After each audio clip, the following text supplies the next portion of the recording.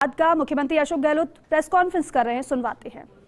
तमाम वरिष्ठ साथी बैठे हुए हैं और पत्रिका बंधुओं, सबसे पहले मैं आप सबका स्वागत करता हूँ। आज ऐतिहासिक घड़ी है क्योंकि किसी पार्टी का मैनिफेस्टो जो है वो कमिटमेंट होता है पब्लिक के साथ में। अगर आप ईमानदारी से निभाओ तो कांग्रेस ने हमेशा मैनिफेस्टो को महत्व दिया और मुझे याद है करीब 22 साल पहले जो सोनिया गांधी जी बनी थी अध्यक्ष कांग्रेस की, तब एक नई शुरुआत हुई थी और वो शुरुआत थी मैनिफेस्टो को आप महत्व दें और कमिटमेंट रखें जनता के साथ में चुनाव जीतने के बाद में भी। इसके मायने है कि चुनाव जीतने के बाद सरकार बनती है तो अधिकांश पॉलिटिकल पार्टी मैनिफेस्टो भूल जाती थी, पब्लिक भूल जाती है और सरकार में भी उसका महत्व नहीं रहता। ये आपने भी अनुभव किया होगा इस जमाने के अंदर। हमने एक नई शुरुआत करी राजस्थान के अंदर। वो शुरुआत थी कि चुनाव जीतने के बाद में पहली कैबिनेट मीटिंग के अंदर मैनिफेस्टो को रखा गया और उसको पास किया गया। ये पहली शुरुआत थी 98 के अंदर देश के अंदर। तो सतही सरकारी एजेंडा में आ गए, सरकारी डॉक्यूमेंट बन गया। तमाम कलेक्टर, तमाम सेक्रेटरी सबको कॉपी उपलब्ध हुई। एक्स्ट्रा छपानी पड़ी, हमने छपाई, पर पूरे राजस्थान में कलेक्टर तक में कॉपी गई। ये हमारा मैनिफेस्टो जो था चुनाव जीतने के पहले वादे किए थे, हम चाहेंगे कि इसके आधार पर वादे निभाएं हम लोग और उसी ढंग से आपको भी फैसले करने हैं तमाम अधिकारियों को। एक घोषणा पत्र का जन घोषणा पत्र भी राहुल गांधी जी का बताया है। राहुल गांधी जी ने कहा आप जनता को पूछ के मैनिफेस्टो बनाओ। उसके पहले कमेटी बनती थी नेताओं की और वो अपने हिसाब से नाप तोल करके मैनिफेस्टो बनते थे। ये जो राहुल गांधी जी की सोच थी, इसमें हमें जनता को पूछ करके उनकी भावना क्या वो परिलक्षित होनी चाहिए मैनिफेस्टो के अंदर। उसके बाद में आप देख रहे हो कि जन घोषणा पत्र जारी होने लगते हैं। सिस्टम वही रहा है। चुनाव जीतने के बाद में मैंने जब मैं मुख्यमंत्री दूसरी बार बना तब भी और तीसरी बार तब भी, हम तीनों बार हमने उसको कैबिनेट में रखा है, पहली कैबिनेट के अंदर रखा है। और आप देखेंगे कि गुजरात के अंदर आप लोग प्रदेशवासियों को मैं आह्वान करना चाहूँगा, मैनिफेस्टो बहुत शानदार आ रहा है, प्रतिबद्धता के साथ आ रहा है, समर्पित है जनता के लिए। और जो राहुल गांधी की भावना के साथ में जो बाड़े जोड़े ज़्यादा चल रही है, चाहे महंगाई का मुद्दा हो, चाहे बेरोजगारी का मुद्दा हो, या जो देश में जो माहौल है तनाव का, हिंसा का, वो समाप्त हो, प्यार मोहब्बत और भाईचारे से हम लोग रहें, ये मुद्दा हो, या शिक्षा हो या स्वास्थ्य सेवाएँ हो या किसानों के मुद्दे हों, तमाम मुद्दों का समावेश किया गया है। और यहाँ पे भी आप देखेंगे कि सरकार बनने के बाद में पहले कैबिनेट के अंदर यही मैनिफेस्टो जो है वो सरकारी डॉक्यूमेंट बन जाएगा। मैं आपको विश्वास दिलाता हूँ। इस रूप में हम लोगों ने एक नई शुरुआत करनी है और जो कमिटमेंट किए गए हैं, पहले चार्जशीट जारी की गई बीजेपी सरकार के खिलाफ में, उसका बड़ा महत्व है। चार्जशीट जारी करना कांग्रेस के लिए एक मैसेज है पब्लिक को, इनके खिलाफ क्या क्या चार्ज लगते हैं। चार्ज तो बहुत सारे होते हैं और वो जनता को दिख भी रहे हैं। आज सत्ता विरोधी जो लहर चल रही है गुजरात के अंदर, क्यों चल रही है? इसलिए लोगों ने देख लिया 27 साल के शासन को और विशेष रूप से 5 साल के शासन को। कोरोना में लोग मर गए, बचा सकती थी सरकार। आज गुजरात सक्षम राज्य है देश का, आज़ादी के पहले से ही। क्या कारण है इतना कमज़ोर हो गया? एक महामारी विश्व स्तर पर आ गई। राजस्थान जैसा स्टेट मुकाबला कर सकता है, नंबर 1 बन सकता है देश के अंदर। भीलवाड़ा मॉडल हमारा राजस्थान में नहीं बल्कि दुनिया में पहुंच सकता है। उसको आधार बनाएंगे, सबने मुकाबला किया कोरोना का। तो क्या कारण है? यहाँ तो सब संपन्न साधन सब मामले हैं। अस्पताल से भीड़ लगी रही अस्पताल के बाहर और वहाँ पे ड्रिप चढ़ती गई, क्या नहीं होगा। शराब से लोग मर गए, जहाँ शराबबंदी है, नकली शराब बना पीने पड़ता उनको। और मौलवी के अंदर क्या हुआ मालूम आपको? मैंने तो सुना बाद में 12 लाख भी खर्च हुए। अब कल्पना कीजिए 135 लोगों की जान चली गई। और मैं आज फिर कहना चाहूँगा आप सबके माध्यम से सरकार को, और आपको भी रिक्वेस्ट करूँगा, आप मौलवी की घटना को गंभीरता से समझें कि एक हाईकोर्ट के सिटिंग या रिटायर्ड जज से कमीशन बैठाने की तकलीफ क्या सरकार को? वो क्या करेगी? वो कम से कम बयान लेगी, तय तक जाएगी किस कारण से ये ब्रिज गिरा है, गलती किसकी रही, किसने कोताही बरती, वो तो करेगा और क्या करेगा। और सजा मिलेगी लोगों को तो आगे कम से कम लोग भय रखेंगे कि पता नहीं ऐसी नौबत नहीं आनी चाहिए। यही तो गवर्नेंस होती है। गवर्नेंस यहाँ पर बिल्कुल जीरो है। पूरी कैबिनेट बदल गई, मुख्यमंत्री सहित। ये भी एक उदाहरण है क्यों बदल गई। ये तमाम बातें आपके सामने हैं। सरकार जो है ये मैनिफेस्टो के माध्यम से न्याय कमीशन बनाना जा रही है, जिससे कि वो मॉनिटरिंग कर सके।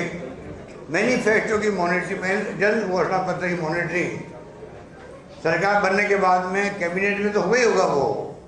उसके बाद में सरकारी अधिकारी जो है चीफ सेक्रेटरी लगाकर कलेक्टर तक, सेक्रेटरी तक, वो कौन कौन से काम मैनिफेस्टो में लिखे हुए हैं, कहाँ तक आगे बढ़े हैं, कौन से फैसले होने बाकी है, उसकी मॉनिटरिंग करने के लिए अलग से आपको न्याय कमीशन बनाया जाएगा।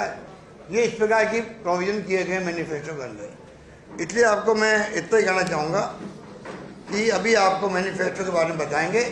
जो वचन दिए गए राहुल गांधी जी द्वारा, उनको मैं रिपीट नहीं करना चाहता। और वचन कोई एक्स्ट्रा हुए हैं, बढ़ाए गए हैं, तो वो आपको बाबूराय जी बताएंगे। मैं आपको इतना ही कहना चाहूँगा कि मैनिफेस्टो का सरकार के डॉक्यूमेंट बनाना और उसको जिस रूप में प्रस्तुत करना, बहुत मेहनत की गई है बाबूराय जी की पूरी टीम द्वारा।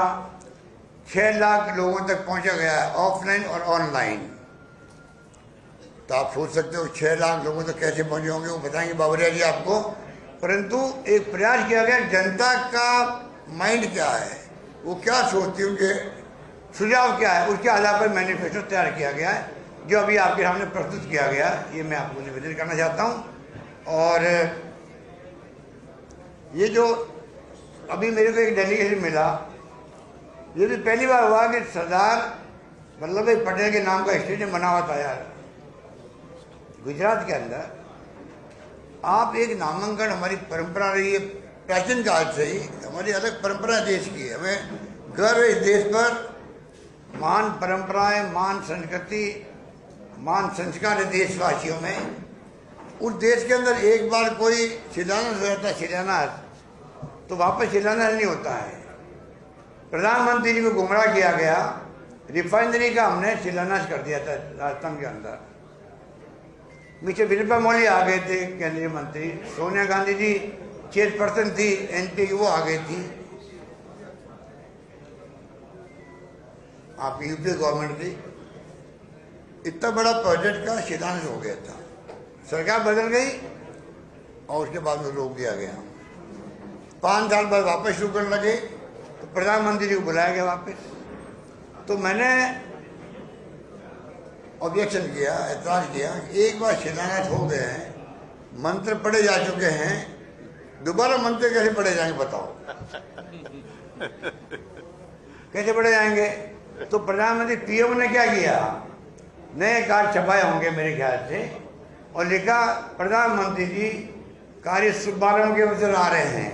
मतलब 5 साल तक कार्य शुभारंभ नहीं किया, शिलान्यास हो गया हमारे वक्त में, अब कार्य प्रारंभ के उपलक्ष्य में आ रहे हैं, और वो आए वहाँ पर। अब बताइए आप, सरदार पटेल के नाम का स्टेडियम बन गया। स्टेडियम बनने के बाद में आप कैसे वापस उसका नाम बदल सकते हो नरेंद्र मोदी जी के नाम का? अरे नरेंद्र मोदी जी देश के प्रधानमंत्री है, इससे बड़ा स्टेडियम बन सकता था। अगर प्रधानमंत्री के नाम का स्टेडियम बना, हमें ऑब्जेक्शन नहीं है। आप सरदार पटेल के स्टेडियम रखते, जरूर थोड़ी वो गुजरात में बने। प्रधानमंत्री के नाम का स्टेडियम गुजरात के अलावा भी कहीं बन सकता था नरेंद्र मोदी के नाम का, वो उससे बड़ा होता, इससे कोई एतराज नहीं होता। एक नामांकन होने के बाद में कैसे आप बदल सकते हो? अब इस सुबह मेरे पास मिलने आगे लोग तमाम डेलीगेशन और बड़े गुस्से में थे वो। हमने अभियान चला रखा है गुजरात के अंदर कि ये नामांकन बदला गया, एक वापस ठीक किया जाए। ये कहने के लिए आए मुझे गांव के लोग, उनके गांव के लोग भी थे, सरदार पटेल के गांव के लोग थे। तो ये जो इस प्रकार की जो आपके यहाँ परंपराएं डाल रहे हैं बीजेपी वाले, वो मैं उसको किसी रूप में उचित नहीं मानता हूँ। बाकी हमारा जो मैनिफेस्टो है वो भी आप सुनेंगे, उनके मुख्य मुख्य पॉइंट आप चिंतन करेंगे, मनन करेंगे। मैं समझता हूँ उस पर आप जितना हमें सहयोग करेंगे, आर्टिकल लिखना हो, न्यूज़ बनानी हो, आपके ऊपर रहेगा। मीडिया का चौथा स्तंभ है, मैं तो उसको बहुत महत्व देता हूँ जिंदगी के अंदर बचपन से ही।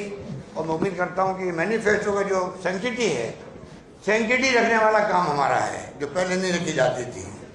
आप सेंसिटी के साथ हम बात करना चाहते हैं आपसे कि गुजरात के फ्यूचर को देखते हुए, जो आज़ादी के पहले से ही मजबूत राज्य था, कमजोर पड़ता जा रहा है समय के साथ साथ में। इंडस्ट्री बंद हो रही है, बेरोजगारी की बहुत बड़ी समस्या यहाँ आ गई है जो कि आश्चर्यजनक है। महंगाई की मार यहाँ पे भी है, और शिक्षा, स्वास्थ्य और कर्मचारियों की स्थिति क्या है। और लास्ट पॉइंट मैं कहना चाहूँगा ओपीएस के बारे में। हिमाचल प्रदेश में तो हवा चल रही है, आंधी चल रही है कि आप मतलब ओपीएस लागू करें। हमारी सरकार हिल गई वहाँ पर। प्रधानमंत्री को बार बार वहाँ आना पड़ रहा है, प्रधानमंत्री को यहाँ भी आना पड़ता है। वहाँ खुले में लोग हल्ला कर रहे हैं, कर्मचारी, किसी कीमत पर आप हमें ओपीएस लागू कीजिए।